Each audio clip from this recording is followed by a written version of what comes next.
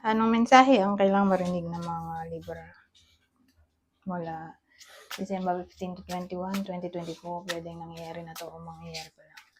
Kung hindi man para sa inyo itong magiging reading, di baka para sa someone na malapit sa inyo o sa someone na kakilala niyo mismo. Baka may lumabas na gender, mamaya gawin niyo na lang energy, masculine at feminine energy. Pwede rin naman na huwag niyo napansinin ang gender. Hindi ko masasabi kung anong magiging reading, kung positive ba o negative. Depende sa kung ano mapipick up kong energy. Walang masama kung papanorin ang sun, moon, at rising sign. Baka alin man sa mga yun ay mag-resonate na sa sitwasyon nyo.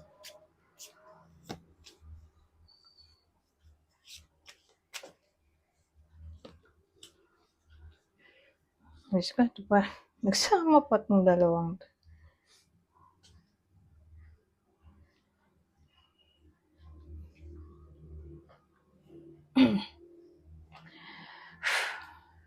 So,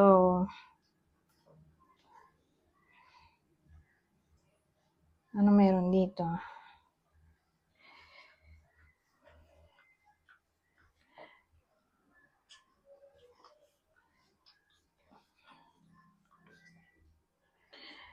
Ano kasi, pwedeng nangyayari na to o nangyari sa past.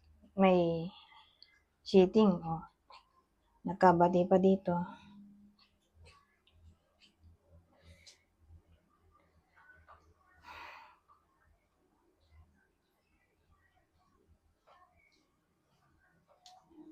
Naparusahan naman. Kaya lang ulit-ulit. Nandito na naman sa landian mode. So, meron ng, sa madaling salita, meron ng history dito ng cheating dati. Nagkaayos, tapos, eto na naman, pasimula na naman. Lalo na kung pawala-wala yung tao. O parang walang care, walang pakialam.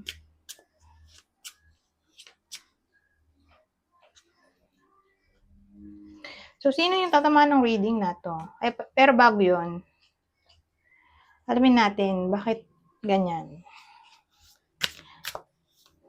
Alamin natin yung side nung nagloloko.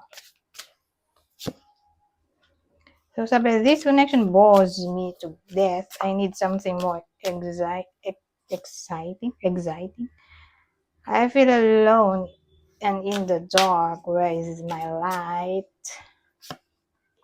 Rejecting you was protecting myself. I was being selfish. So, sabi dito, bored daw siya sa connection. Ito oh. Kaya naghanap siya ng excitement. Kaya hindi niya mapigil ang sarili na maghanap ng iba. So, dito nalulungkot daw siya. Ito. Selfish siya. Kasi ano to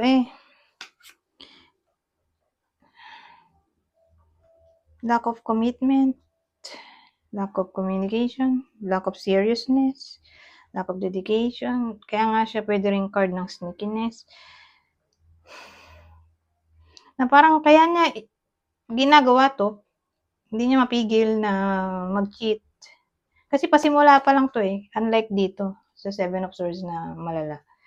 So ito yung card ng flirting para sa akin. Kaya hindi niya mapigilang mag-cheat, maghanap ng iba kasi nga parang ano siya cope up with mechanism. Tama ba? Cope up.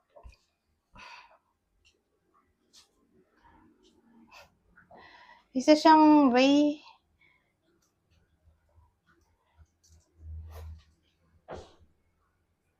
cope mechanism pala yun.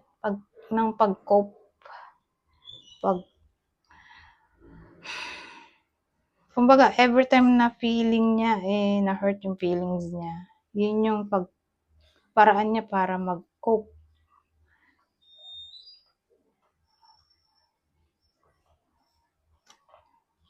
At ang paraan niya ay maghanap ng happiness sa ibang tao. So again, selfish ng tao to. Kaya ganun, sarili lang niya, iniisip niya. Gusto niya lang isipin ang happiness niya. Hindi niya man lang naisip yung happiness ng iba sa inyo. So dito papasok yung zodiac sign. Sino yung tatama ng reading na to? Partner ng Libra. So, para lang to sa mga in a relationship o kasal. Yung partner na yun nga, tatamaan ng reading na to. Ito yung Libra. So, ito yung partner ng Libra, Taurus, isa sa Earth sign, Taurus, Virgo, Capricorn, Leo. Lalo na siguro kung Taurus, umuulit yung Taurus.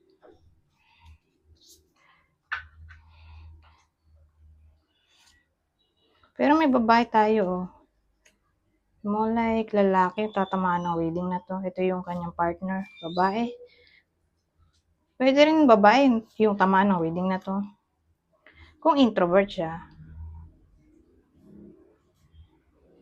At yung partner niya ay extrovert. Ngayon, kuha tayo ng ibang deck. Ano bang masasabi nito?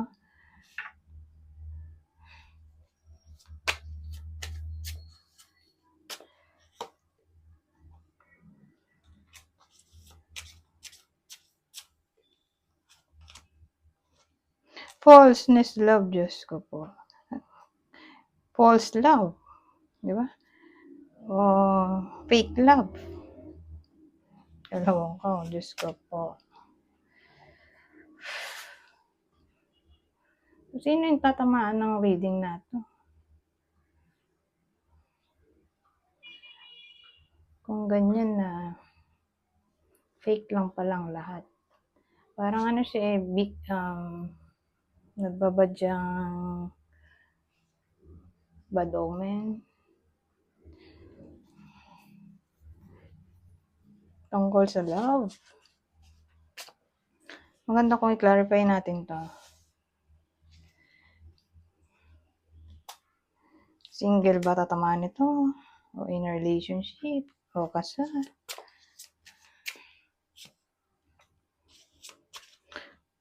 O baka ito rin yung kanina. Diba?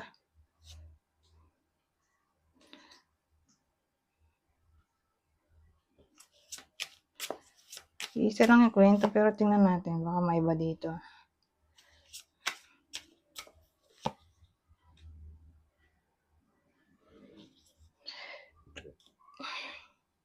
Dito iba. Kasi tungkol pala to sa single. Ang tatama ng reading na to, mag-ingat yung lalaking single o biyudo.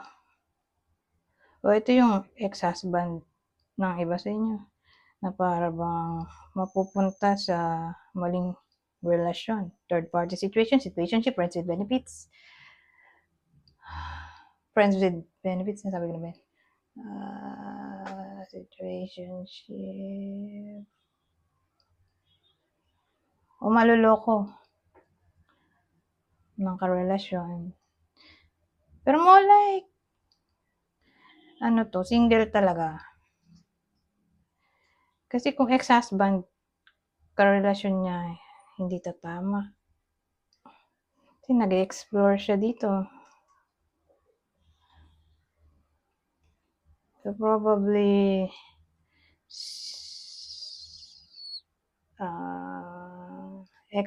hindi kasama yung ex-husband.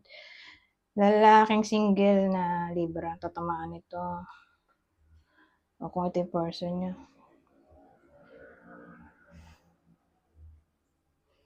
Ito, nasa process siya ng paghahanap eh. Nag-explore siya. Kung saan man yan. Social media o somewhere.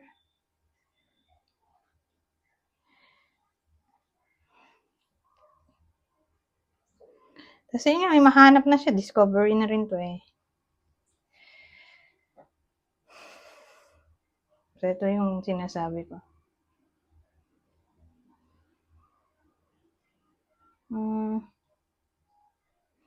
Ang mahahanap niya ay fake love. Diyos ko po. At sa daulo ko. So, beware yung single na lalaki o biyudo.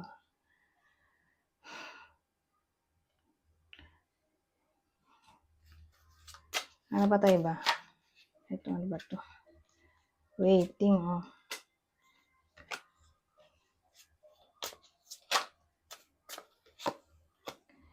Despair, Diyos ko po. Ano ba to?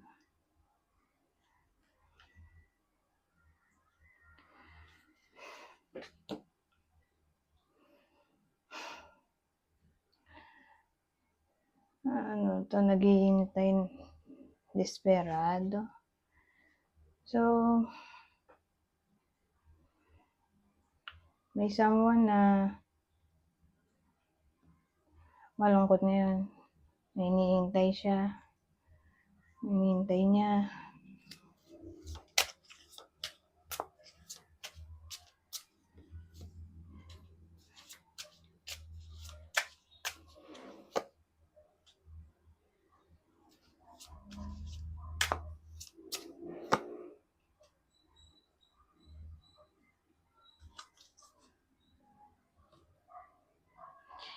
Well, hinihintay niya ang panahon na maging inspired siya ulit. Ganon.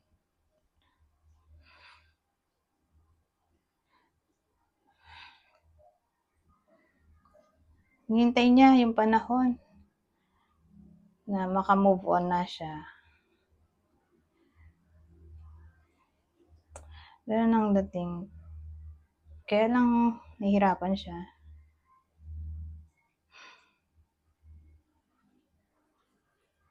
Nakahihirapan siya mag-move on. Parang feeling niya na-stuck na siya sa routine. Routine na walang pagbabago. Basta malungkot siya. Gusto niya ng inspiration. Papakatatag siya dito. Hinihintay niya yung panahon na babalik ulit yung saya o assurance sa sarili. Confidence.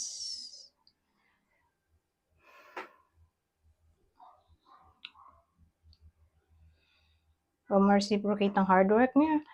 So, ganun. Pero, sabi mo, sad yung lalaki dito. Lalaki to. Ay! Dikit sila, oh. Yung kaninang kwento. Sa sobrang lungkot niya nga, baka maghanap siya ng bagong love life. Bagong lover. Kaya lang, baka mali yung mahanap niya. Mabiktim na naman siya ng maling relasyon. O maging sad na naman siya dahil sa failed relationship. Kaya beware. Nagkaroon lang sila eh.